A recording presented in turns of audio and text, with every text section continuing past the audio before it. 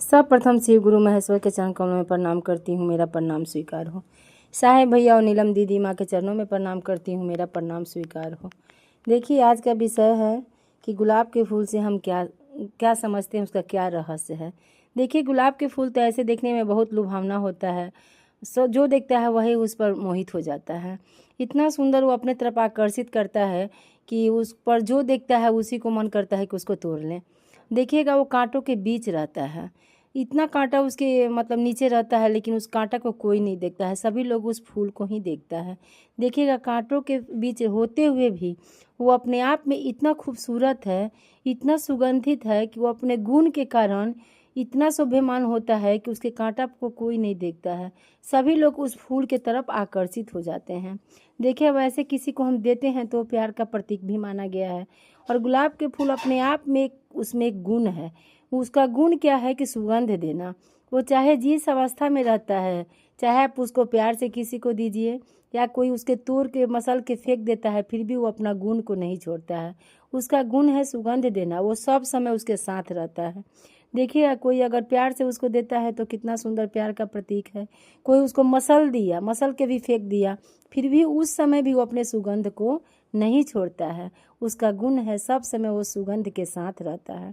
देखिएगा, उस फूल से हम लोग को भी सीख मिलता है, उसके फूल से हम लोग भी यही सीखते हैं, गुलाब के फूल से, कि हम लोग को भी जब हम लोग गुरु के काम करने के लिए निकलते हैं, शिव गुरु का चर्चा में निकलते हैं, तो बहुत तरह का कांटा आता है हम लोग के जीवन में, जो बाधा बंधन के रूप में आता है।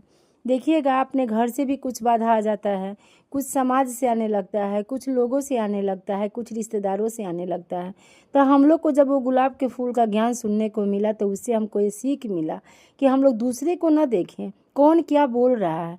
अगर कोई चार बड़ाई भी कर रहा है उसको भी नहीं देखना है, कोई चार शिकायत भी कर रहा है उसको भी नहीं देखना है। गुलाब के फूल सब समय सुगंध देता है, तो हम लोग को भी अब सब समय अपने गुरु के तरफ ध्यान देना है। अपने गुरु के जो काम मिला है हम लोग का, अपने गुरु की याद में रहें। अपने गुरु की याद में अगर हम लोग रहेंगे, सब समय गुरु के साथ रहेंगे, तो हम लोग उस बाधा बंधन से मुक्त हो सकते हैं। क्योंकि कहा जाता है, कोई दुख तकलीफ आता है तो हम लोग क्या करते हैं, उस दुख में ही फंस जाते हैं। तो हम लोग को उसको नहीं देखना है, हम लोग को सिर्फ अपने गुरु महादेव का जो आदेश मिला है साहेब भैया को, उसी को देखते हुए अपने गुरु के काम में आगे चलना है। सब समय अपने गुरु को साथ में रहना है और साथ में रखना है। देखिएगा, कोई बाधा बंधन आता तो है, लेकिन जब महादेव के शरण में हम लोग होते हैं तो बाधा बंधन चला भी जाता है। तो हम लोग को फूल से सीखना है कि सब समय खिले मुस्कुराते रहें। कोई प्यार से बोले या कोई हम लोग को दुत्कार के बोले, कोई प्यार से बोले फिर भी उसको सम्मान को नहीं लेना है, कोई अगर हम लोग का शिकायत कर रहा है उसको भी अपने आप में नहीं लेना है। दोनों महादेव के पास भेज देना है, दोनों महादेव के शरण में छोड़ देना है कि छोड़ो जाने दो, सब गुरु का बच्चा है। देखिएगा, गुलाब के फूल हम लोग को जीवन में कितना सुंदर चीज़ सिखाया है। सब समय खिलते रहिए, मुस्कुराते रहिए, दुख हो सुख हो, सब समय हम लोग को एक भाव रहना है, सब समय गुरु की याद में रहना है। जहाँ भी जाए अपने गुरु को साथ रखे, शिष्य जहाँ भी जाए वहाँ का वातावरण शिवमय हो जाए।